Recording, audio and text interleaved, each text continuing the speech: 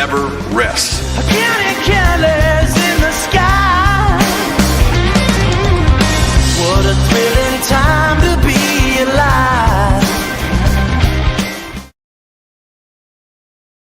Good Sunday evening out there to everybody. For the show, I'm Jake Rose, Rusty Mansell. This is always and forever DawgsHQ on this channel. And Rusty, man, the first round of the college football playoff is in the books. That first round of home games, and can't wait to talk about it. More portal talk because that's all that's going on here with Georgia. Rest in peace, Ricky Henderson, too. By the way, somebody just tweeted me. Somebody just texted me. A friend of mine just texted me a Ricky Henderson video. It popped up on my screen, and gonna miss him.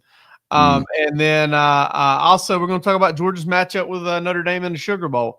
But Rusty, first round of the college football playoff is in the books, right? And I was so excited, and I was let down by the quality of games we got. But the best thing I saw all weekend may be the worst thing I saw all weekend. I'll get to that in a second. But what did you think kind of about that the way it went down? I'm so pumped about having college football in this scenario. I still think, a lot of talk today about 12 is too many. I still think 12 is right. I think they got to seed these things. I think they got to do some stuff with it. You know what I mean? And it's just a lot of different. But two teams that got to bye, Arizona State and Boise State, are double-digit underdogs in the quarterfinals. I mean, that's not how this thing should work out. And those teams deserve to be in the 12 team. I think so, but you got to seed these things to make it right. And people are kind of just all pissed off about it. I mean, let's see how it was going to play out, and let's fix this thing. And I think they will, but I'm still cool with 12, but they just have to seed it, man. I mean, the matchups they've got are not helping things. And, you got to put more into strength of schedule, I think. And that's subjective, but I think seeding this thing will make this particular first round weekend a lot better product. Because what I hate for college football is, in the South, we're going to watch it no matter what. I watch Tuesday night freaking Jack State, Middle Tennessee State, and like my kids playing. I mean, I love it. So, but for people around the country that, we're trying to expand this game, let's make it better for everybody to watch it. And I think they can do that by seeding those 12 and getting more competitive first-round games. I think that would help for sure. What we saw this year, and I saw from the very first thing, media loves to do this. And I'm not going to say we love to do this because I really do my best not to. And you do too. I feel like you're pretty good at that too. Everybody got swept up in that first Notre Dame moment. Oh my God, why we've ever done this any other way is beyond me. Look at all this energy. And I agree, it was amazing. At Ohio State, at Texas, at Notre Dame. I mean, what iconic venues, Penn State, to kick this thing off. What we ran into though, Rusty, first time we've ever seen a college football home crowd of that magnitude. First time we've seen anything in a winner go home scenario. We've never seen anything like that with that on the line. And I tell you what, every single football team that played got overwhelmed by the home crowd at one point or another on Saturday. So it's almost like, hey, we came into this loving it, but I almost think that at least that initial burst, I don't know, maybe everybody will get used to it at some point. It's just different in the NFL. It's different in the NFL. It's different. It's hard enough to win on the road in the NFL in the regular season, playoff, whatever. It's even harder in college. And I just feel like that was I didn't go into that thinking at all that this may be like maybe too big of an advantage. It felt like, because everybody got rattled, dude. Everybody got rattled to the point that I felt like it played a major impact in all four of those games being blowouts. Maybe with the lone exception of the Tennessee-Ohio State game, simply because Ohio State just seemed to outclass them from the jump, and Tennessee lost their best player in the first quarter. I think every game the better team won. and and it just so happened to be at home. This is not a Tennessee show, but you and I both agree the weaknesses that Tennessee has shown on the road and what has been successful against that offense is what Ohio State did. And that's I don't want to get into too much, but just one of those deals. And I think the better team won each of those 4 games, and it just happened to be hosted. Oh man, Tennessee's like that dude at the party. The police come and show up and they pull him out and he's just too drunk to say anything. He got no answers. Tennessee has no answers against offensively whenever a team kind of gets on them and figures them out. And that's what you got to live with Josh Heupel. He's done a fantastic job building them. The fact that they're in a playoff right now with the mess they were in 3 or 4 years ago is absolutely incredible. So I think he's done a fantastic job, but hey, he's got to figure out a way to build a team that can kind of figure out a way to get the thing going back right when it starts going wrong. If you're $8 million, and that's the rumor, I have no idea. If you're $8 million into that quarterback, he's got to start winning games, and it's not all on him at all. But you pay $8 million, you want to be playing in January, is my opinion. So sure. We'll see how all that goes, but I think the thing about it is beautiful about college football, and I never can get you to engage with me on something like this. But the thing about college football is you got Ohio State fans out there, just veins popping out of their neck and their forearms and everything else, just with Ohio State Ryan Day tattoos all over the place. They're ready to run him off the other day. And you've got people watching Ohio State after that one game and what they did against Tennessee, and they're saying, this is what you do. This is how you go out and you spend this in the portal, and this is what you spend it on. And I get it.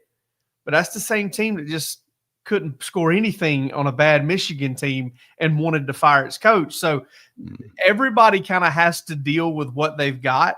You got to take yours and beat theirs. And there's so many different ways to skin this cat, and Ohio State took it to them. But I just feel like we've got 10 days to react to everything we saw, and it's going to be overreaction central. We're already seeing a little bit with Georgia Notre Dame.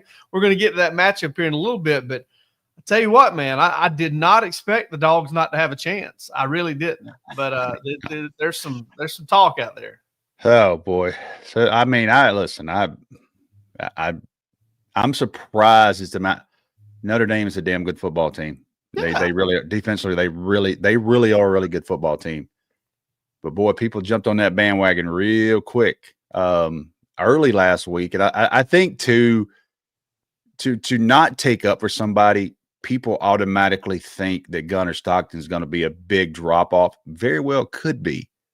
But it's a different style of package he's going to bring to the team. We know more about Gunnar Stockton than your normal national media. They saw one half of him. He had some good points. He had some points that weren't great. An interception, we should have threw it away.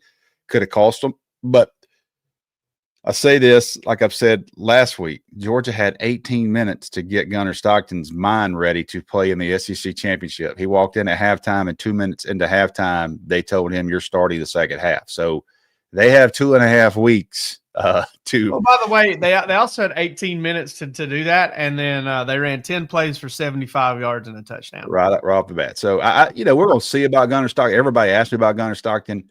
I have zero issues with his arm strength. I have watched him play many, many times. He's taller than Stetson Bennett. Does he see the middle of the field like Stetson Bennett? At times he didn't in the SEC championship, but we will see. Again, he had one sample size. So what do they do with him? He does bring a different package to it. Obviously, there was some energy when he came in the game. So, I think from a national media narrative, they're thinking, oh boy, Georgia's in trouble. And I'll be honest with you. I've said this, and I'm not backing off that comment. I'm not sure Georgia wins the SEC championship with Carson Beck that particular day, because they didn't have anything going. They really didn't have an answer. And Gunnar kind of gave them that spark. We've seen that before. They weren't if they didn't start catching the football. That's they weren't going to win anything if they didn't start catching the football. And I guess in some ways you could say they did catch some of what Gunnar threw at them, but Gunnar brought a different element, a different way to gain yardage and move those sticks in there. So I see what you're saying there, but at the same time, and I brought it up before too, they've responded to second half all year. So it's kind of tough to know It is. But we are where we are right now, which is Carson Beck's not playing in the Sugar Bowl. Carson Beck's probably done for the playoffs. We've been reporting that for weeks and weeks and weeks. Yeah. And but Rusty, I look at it like this, man. Notre Dame is a great football team, and there are a lot of good football teams in this playoff, and there are a lot of them that got left out. Alabama, Ole Miss, South Carolina, Miami, all good football teams. I know that the fans out there, and I don't know whether it's because we have to put our real names on it and they don't, but there are also some media out there that'll sit there and say, well, this team sucks and that team sucks. I think there are 20 to 22 really good football teams that can probably rise. There's one that can definitely rise up and beat Georgia out there that's not in the top 25, and that's Tech. Okay, so there are a lot of good teams that are capable of beating Georgia. But, you know, I look at that game and I look at the matchups, and I saw Notre Dame play Indiana and all that. You know, listen, I think Georgia's got a cool draw here. I would rather have Georgia's draw right now than I'd rather have than Oregon's. That's for sure. You know what Notre Dame kind of reminds me of is the teams that Alabama had before they went to the spread offenses and all that. They want to play great defense. They want to run the football, and they want to make you make a mistake.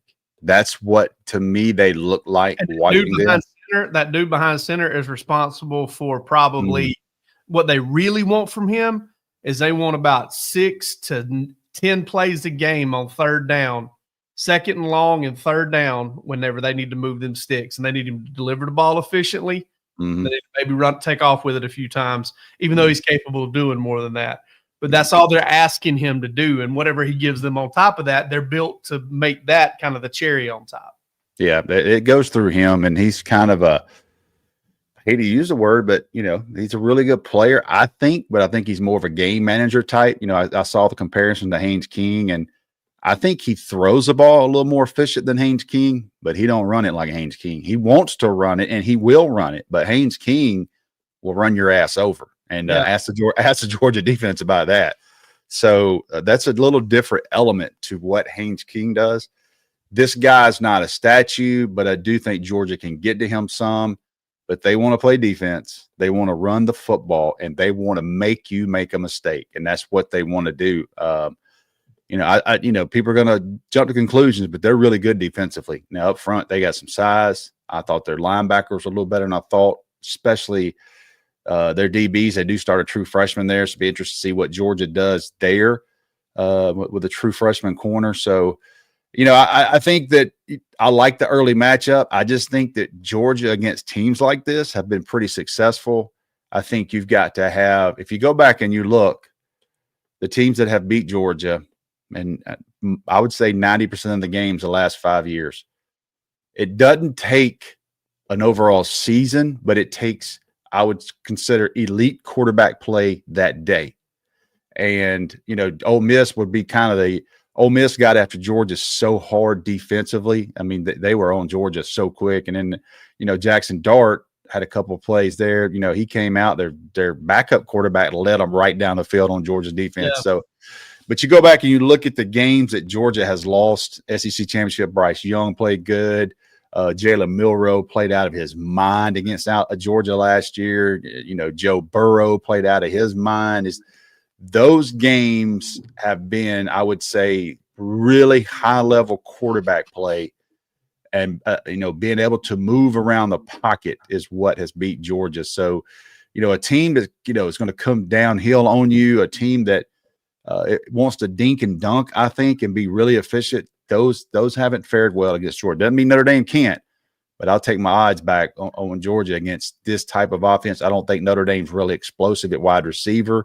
I think they got some big body guys, but I'm not sure that they're going to go over the top on you. And Georgia should be. I really like the matchup of Georgia's DBs against these wide receivers. Hey, we'll get into more of that here in just a little bit, more probably towards the end of the show, Rusty. Because I got some thoughts on that too. I think all of that stuff you just said is real valid. But if you're trying to go to that game, you got to go through Game Time. GameTime.co, yes. The most intuitive, the easiest app out there to use. Tons of Sugar Bowl tickets out there. $300-400 is pretty much the norm. But listen, if you want to set up there close to us in that Sugar Bowl press box, I guarantee it won't be as cold as it is in the Sugar Bowl press box. But you can find some tickets in the hundreds. But listen, They're limited in terms of just getting in the building there. And hey, listen, the Sugar Bowl is a wonderful venue. It's awesome. We can't wait to get down there to New Orleans. Use the code ON3 and you'll get $20 off your first order. Terms apply. I believe it has to be over $100 or over a certain amount, but you won't have any trouble doing that if you want to go to the Sugar Bowl. But listen, last minute ticket deals, GameTime.co's got you covered. Download the app, use the code ON3, get $20 off your first order. The thing I love about Game Time, Rusty, is you can toggle back and forth between the tickets right here, or you can see the actual out the door price in terms of the fees and everything like that. So you can look at them one by one and kind of figure that out and know when you're looking at the screen just like it is right there, that you're getting out of there. That's the price you're going to have to pay in the end. So going over to GameTime.co, they're our friends. You need to make them yours too. Rusty, before we get into the Georgia Notre Dame matchup, we just get into some portal talk here because it's not closed. The dead period is upon us here in a few hours, so there won't be any more visits going on. But that doesn't mean guys can't commit. That doesn't mean guys can't be recruited. Heck, you can recruit anybody that's in the transfer portal as long as they get in the transfer portal during the window. So this thing's going to drag out a little bit longer. I'm not sure how much longer the main targets for Georgia are going to last. It doesn't seem like there's a set timeline there. The portal is open 5 days past your bowl game. So Tennessee, for example, those players have 5 days now extension past whatever their date is. So it's open till the 28th. I think it's 28th, and if you play past that, you get 5 days. I believe is the rule on that, or 5 days past your bowl game if it's not open, if it's closed. So Georgia, if they were to lose Notre Dame, they would have 5 days past the first for anybody to leave to get into the portal. So all that stuff is, we'll see what happens. I know there's been a lot of people complain. People that are on the playing in the national championship. If you think about it, if you're in January 20th, 95% of the schools in America have started. So, what are you going to do there, which is a damn mess. But you've got to have already done your portal work before you got there, because either that or you're just ready to go do some Ben Urasic type stuff and take a guy when he's ready to enroll at the end of spring or something like that, because it doesn't really impact you as a school in terms of what you can do until classes start. And, because – if you get knocked out on January 1st, all that means is until January 6th, those players can get in the portal. It doesn't restrict your ability to recruit anybody out of the portal or anything like that. You can still get them in before classes start. All of that works out well. But you're right. I mean, if you send a bunch of dudes out the door, and listen, I think we're seeing some guys make tough decisions early this year because of that. Like I think, some of them, Georgia's had about seven guys, I think it is. Bo Pribula is headed to Missouri. That broke just a few minutes ago. He's headed to Missouri after leaving Penn State when he was getting snaps at Penn State. And I feel bad for that kid because I read that statement and you could tell that he did not want to, but he's got to look out for his own future. Like there's just nobody would ask him to do anything different. So it's got people in a bind, and I'm not even sure how they fix it. I'm not even going to beat up on them because I'm not sure how it's easily fixed. It's a mess. It's a mess. It really is. And again, I don't know how you fix it, but that's just kind of where we are. And Rusty, I'm going to ask you a true or false question here. When it comes to Georgia transfer portal recruiting, we've kind of centered in on three names. It's the Branch brothers and Dane Key. I'm not saying that's it. I'm not saying that's the only thing Georgia's got going, but in terms of the right here and now, we're watching the news. Would you say those are really just the three we're watching right now in terms of immediate possible something happening here in the next week or so? And it's hard to say, Jake. It's not. I mean, they don't have to make their. If you think about it, okay, if those kids are picking Georgia, when's class start? January 10th, 11th, something like that. Yeah. So I mean, they would have till then. Like that's how you're asking me if I want to be watching this week. I don't know. Do those three have committable offers? Yes, those three have committable offers. I don't think these kids are going to drag this thing out too far, but they very well could. Because if I say, hey, these kids are going to sign soon, they don't have to. I mean, this is different. There's not a national signing day coming up for portal.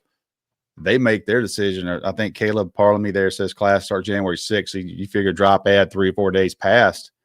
So you figure – you've probably got, some leeway if you really need it. A little bit, but you got to figure there'll be their decisions be made, but they very well could go another 2 to 3 weeks if that's what it gets down to. So, the dead period starts tonight from at midnight till January the 1st. So nobody will be on visits. No kid. Now they'll still be getting recruited, but nobody's going to take a visit face to face. And that's kind of where we are right now. It's just different, man. We're all learning. I don't think that's all that Georgia's recruiting, and I don't think that's all that, they need a safety. They need 2 safeties. And as much as Georgia talks about wide receiver recruiting, and that is a big deal, I don't think people quite understand. They need safety. They need safeties that can start. Like, they need a safety that can go. And they went after the Poyser kid. I mean, I know they did. And they went after him hard. At the end of the day, he went to Miami. So I don't think Georgia's going to take just a body. They just don't do that. So that, to me, I think the number one priority would be an X wide receiver and then a safety. Like, they got to have a safety. So because if you look at it, Malachi Stark's almost certainly going to go to the NFL draft. 99.9% sure. He's gone. No question. Dan Jackson's gone. All right. Jackson's gone. You look at your other guys. You got Ja'Cory Thomas and Jonell Aguero that I feel like, we've heard enough and seen enough. The staff probably thinks those guys can play winning football for them, but that's it. Like, I mean, you've got 2 safety positions, 2 corner positions covered. The cornerbacks have a little bit of depth there, but as safety, you've got nothing. You've just got a bunch of incoming freshmen at that point. So this is not to say that Georgia's like in panic mode because they think Ja'Cory Thomas sucks or they think Jonell Aguero is not the guy. They just don't have anything else other than a true freshman to play what I believe is probably harder to learn how to play than inside linebacker in terms of at least harder to earn trust because, at those positions, you bust something and you got London Humphreys for Vanderbilt, and this is a 5th-year senior doing it. Tyke Smith, you got him breaking over the middle wide open for a touchdown, outrunning the entire defense because he's not supposed to be that open. So, that's kind of what they're dealing with there. And then, I've thought from the jump, obviously safety's a big deal, but, you lose a Justin Rhett, who I'm not trying to say is a world beater, but was a guy you were thinking coming into year 3 of the program, but it's time to get out. He's been passed by some other guys. All right, well, you've got to kind of replenish what you've got going on there. And I like Zion Branch. I think he's a good player. He reminds me of J.R. Reed a little bit, just looking at his high school film. But is he a no-brainer starter for you? No. So you got to go get another one, and you got to keep those guys. They need depth. Yeah. Need depth. And listen, you need guys that have seen ball, that have practiced ball, that have heard a lot of this terminology, that know this coverage and that coverage. You're not going to have to teach them the basics like you are a lot of freshmen. And that's key in this situation. And it's why they brought in Jake Pope last year. And listen, that didn't work out. But, it doesn't mean you can't bring in these, more veteran guys to kind of put some room between you and having to make yourself real uncomfortable in terms of you got to rely on. Yeah, they got to get a safety, and I still think there's so many more players to go in. I mean, these playoff teams that lost. I mean, Tennessee lost a corner tonight. It's going to start. You're going to start seeing some names trickle in over the next couple of days, and we'll see what it is. But Georgia definitely wants Rusty, can you imagine being SMU right now, or being SMU, or God, I'm drawing a blank on the other team, Indiana, or some of those teams that some of these, you had a sophomore that kind of had a real good year for you, maybe a breakout year. You gave him a chance to play. And can you imagine what his DMs have looked like for the past 2, 3, 4, 5, 6 weeks, and what they look like now, and how many people are trying to talk him into getting in the portal? It's nuts. I mean, I know it's no different at places like, Texas and everywhere else. Like, teams are still trying to talk those guys out of the portal, but these places like SMU and Indiana, these upstarts where they've been on TV a lot more maybe in these last November and December than they normally would be. I bet there's vultures circling around everywhere. Oh yeah, there's no question. I mean, it's everything you could imagine, and I've heard every coach say, You hear coaches that don't normally say anything like it's bad. People are in each other's, coaches, even coaches. I mean, they know what's going on, and it's a damn mess. But I tell people all the time, if you appreciate Kirby Smart and all he's done at Georgia, you appreciate him for what he's doing for Georgia and roster management. Is it perfect? No, but I mean they're in a lot better shape than a lot of people are, and Georgia's going to lose some players. Don't get me wrong, 100%. As soon as the season over, they're going to have some guys get in the portal. I guarantee that. But they've done a damn good job of keeping the majority of their guys, pretty much, in house and working out those deals to keep those players. It's a mess behind the scenes, man, and it is really a mess behind the scenes. Let's just say that. And I look at some of these teams, and you look at teams that are adding 20 players. I just don't know, man. It's just hard to do it that way, man. We start doing 20, 25 players plus a freshman class. You're talking about 40 something players, Jake, on a roster turnover. So I'm not saying it can't happen, but man, that is hard to do, in my opinion. And the goal at Georgia is not to make the playoffs. The goal is to win the national championship. I look at Texas Tech, and I don't know this is just kind of the rumor. Texas Tech is outspending a lot of big boys. Texas Tech is not playing around. I think Texas Tech has the #1 rated portal class, or it did this weekend. And they've signed like 18 or 19 players. And they are flat out beating teams they're beating big boys on players. And I was told by somebody that I kind of trust on this. Their goal is they want to make the playoff. And whatever else happens. They want to make the playoff with this money they're spending. And that's something to me, Jake, can you be a one-hit wonder? Can you say, okay, we're going to go all in on these 25 portal kids, and we're going to beat the Georgia, and we're going to beat Alabama on players, and we're going to beat Florida on players, the ones that we really, really want? And can they make a run to at least get to the playoffs? Georgia's goal is not to get to the playoffs. Georgia's goal is to win the very last game of the season. So I'm interested in all that stuff and how it's going. You got different teams. We saw it on National Signing Day. You've got teams that are coming at this from a different angle. Florida got so hot there at the end because it didn't have 24 commitments locked in and hadn't, kind of figured out its NIL and compensation for all of its guys. It hadn't done that. So it was working with a bigger pool, and it could be really aggressive there at the end and turn the worm on some guys. And it did. And the same with Florida State. It was trying to put together a class as opposed to kind of keep a class together. And so it just looks completely different when everybody's trying to get to the same place, or maybe even the place that doesn't have the momentum or isn't the perceived big time winner in the moment is actually in better shape. And that's been the case for Georgia in a lot of these instances, man. Like a lot of them, Georgia has not won the PR battle at this transfer portal right now. Georgia's not winning the PR battle. They're not getting anybody. Everybody else is getting these big classes and looking great, or a lot of other teams are. But Georgia typically is in better shape than everybody once the dust settles. And that's kind of where we come from covering this team. Is it's not like we think everything the staff does is right, or that Georgia's always going to be great. It's just kind of like, hey, man, I'm playing the odds here, and Kirby built this thing to where it's at. So I think he's got a good idea about what's important and what's not. It's also, too, so far right now, it's not near as strong a portal group as it was last year, top end wise. You're talking about Walter Nolan, first rounder. Dylan Gabriel might be a first rounder. Evan Stewart went to Oregon, first rounder. As good of a player as Eric Singleton is, number one player in the transfer portal as an 800-yard wide receiver. It's a great player, but I don't think it quite stacks up to what we saw last year. I think that's a great point.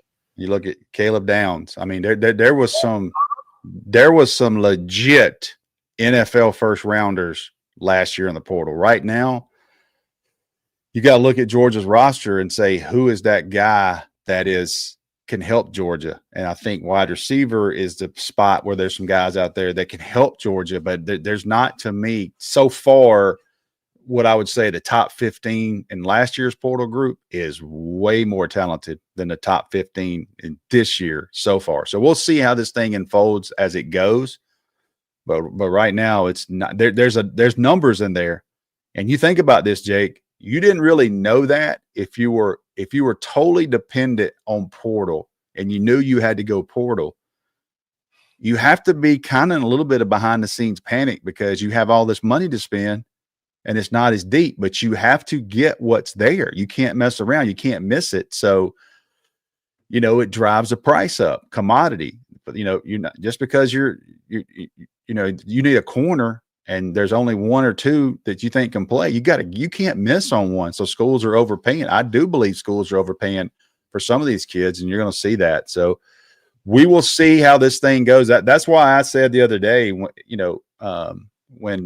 some of these guys went in, that was, you look at for premium tackles, when's a quarterback, somebody told me, I saw on a podcast, I don't know if it's true, but Jackson Arnold went for $2.5 million to Auburn. Goodness gracious, man. You know what I mean? Like, I think Jackson Arnold's a damn good player, but I don't know that I've seen $2.5 million worth out of him yet. You know what I mean? So we shall see what happens with all this stuff. But I do think these portal teams are having to spend a lot of money right now, and this portal class is not as deep yet. Hey, as awesome as Nico is as a competitor and athlete and everything like that, they promised him $8 million before he ever took a snap. So I mean, we're in crazy territory here for sure. And Rusty, one more thing on the portal before we get going. I'll share this. Dane Key, Zion Branch, and Zachariah Branch.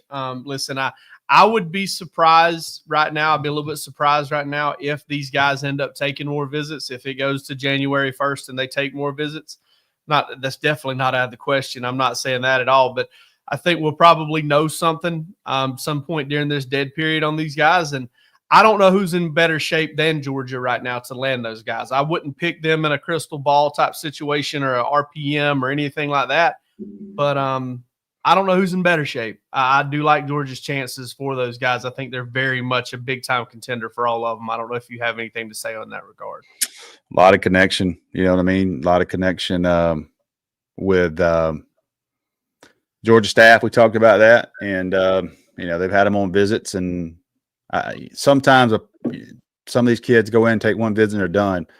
But I've said this on our DawgsHQ message board. I've said it on here, I think. And it's just the way it is. These agents are telling these kids to take multiple visits, hear out the opportunities, hear out the contracts, go see the school, make your decision. And that's kind of been the theme on all these guys. You know what I mean? You got to get them on campus. Like I said, this is not an official vehicle. We talked about this, not official old school official visit. This is come in, go to practice, go to dinner, that type of thing, and go home. And you want the kind of guys that respond to that. You really do want the kind of guys to respond to that. And we have had a great response to our guy, Andy Ludicky, over at myperfectfranchise.net. A lot of folks from our show that our listeners have reached out to Andy, and he's helped them out, man. One of the biggest success stories that we have. Andy is a seasoned veteran franchise owner and entrepreneur, and using his thorough consultation and evaluation process, he can help you find your American dream. So if you're tired of working, kind of the normal thing, if you want to take everything and put it in your own hands, if you want to bet on yourself, reach out to our man Andy Ludicky over at myperfectfranchise.net. And through his process, he can kind of help you figure out where you need to be, what you need to be doing, and where you need to be investing, and how to maybe get everything under your own roof and make your own way. So check out Andy over at myperfectfranchise.net, and we appreciate him a lot. Rusty, I want to end the show with some talk on this Georgia Notre Dame matchup in the Sugar Bowl, and you hit on it earlier. Notre Dame's really good defensively. Notre Dame is got a very good run game offensively, big play run game. Notice that game against Indiana, which has a really good run defense in its own right, and they just smothered Indiana as a football team. They would just overwhelm them from the jump. Indiana got a little overwhelmed by the moment, some bad penalties there. But I looked at Notre Dame, and listen, anytime you play a football team, Rusty, and I'm interested to hear what you say about this, Notre Dame is a bully. All right. Yeah. They want to see the blood coming out of your nose early in the fight. and that's going to make them feel better. I feel like Georgia is really tough on bullies because Georgia's won. And I wanted to see kind of that was my first note. I've got it written down right here, is when you start talking about this matchup, Georgia's not the easiest matchup for a bully.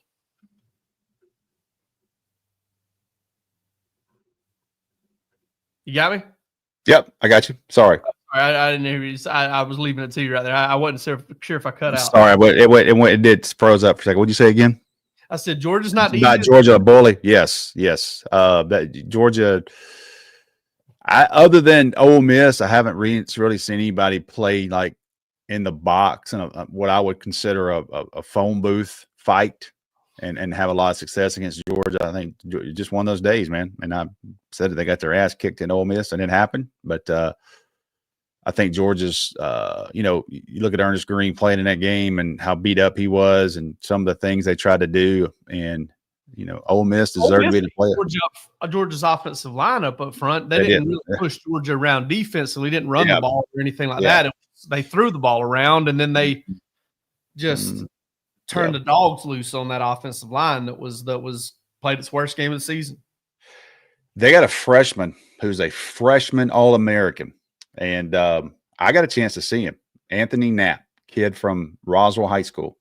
Okay. And he's an offensive tackle, and he starts for Notre Dame. This is a bad dude. I'm telling you now, they highlighted him a couple of times last night. I saw him in high school, and, I thought he was a good player. I thought he needed to gain some weight, but that Friday night, man, he played really good. And so, but a true freshman, going against some of these guys, Ty Ingram, Dawkins, and we feel like Christian Miller.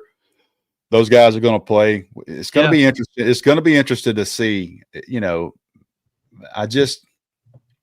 It's just one of those games that I really like the matchup for Georgia. Now Georgia could choke this thing out. I mean, play game. It really is. It's how you play game. It's this I thing. go into all of these and I look and I say, all right. If Georgia goes and they play really well, and you say, measure that how you want, B+, A-, A+, whatever. Georgia goes in there and it plays good football, good sound football. It doesn't beat itself. It doesn't make mistakes. It runs the ball like it's capable of running, get third down situations, all that stuff. I don't think there's a whole lot Notre Dame can do about it. But it's Georgia. It's this version of this Georgia team, and through portions of games, it kind of sleepwalks through some stuff. And I guess the hope is right now that you feel like this Georgia team is, all right, listen, your back's against the wall from the opening kickoff now. Mm-hmm. There's nothing, there's no next week. There's no way to fix this later. You got to get it going right now. And the hope is, I think, that this team responds to that part of it. You know what this game is, and people aren't going to want to hear this, and I'm going to tell you right now, I've seen it enough. If Georgia can hold them defensively, Kirby Smart's going to choke this clock out. And he is going to absolutely put the damn clock in a suffocation chokehold. He will run the football, and they will play deep. If they don't feel like Notre Dame can get after them, if they were to get up 17-7, that dude will run that clock out of that game, because I've seen him do it before. You think about it, you got a freshman, you got a first-time starter at quarterback. You got maybe 2 more games after that. Less plays, less injuries. You want to run the football, but if Georgia can clamp down Notre Dame, it might be one of those 17-6 type deals. And I've seen this happen a million times with Kirby Smart. So get your mind right about the play calling and all those different things that you want to complain about. But if they get out on Notre Dame and they feel like they can shut them down, they're going to lock it down. They are going to lock it down, and that's just the way he does it. And that dude's won more football games than anybody's ever coached at this school. So get your minds right for that. I can assure you they will choke that clock out if he gets ahead like that and feels like that they're not a team that is going to be explosive on them. I haven't seen it yet for me with Notre Dame, and I'm going to dig more. But I haven't seen that guy offensively that you go, oh, dude, that guy's going to be, their running back's a freak now. Yeah, their running back, Jeremiah Love. Georgia recruited him. Dale McGee recruited him hard. That's a guy that can scare you. But as far as out on the edge, wide receivers and those types of things, I haven't seen a guy that you go, that guy's going to be a problem. Yeah, they had one pass play in that game north of 12 yards, and that was 40-yarder they hit towards the end. The Yep. Faison kid hadn't been a big factor for them all year long, and they played so much man coverage against Indiana, just got in their face and covered them tight, and Indiana couldn't get off of anything, didn't rub route, didn't do anything. We'll have a breakdown on that kind of later on, and may look at it in DawgsHQ Plus later this week. We will have DawgsHQ Plus later this week. We will have our normal Thursday show later this week as well, because it's the day after Christmas. We'll just, play with our Christmas toys and stuff like that on the show or something like that. Me and Palmer will on Thursday. And come, Saturday, Palmer and I will be on our way to New Orleans.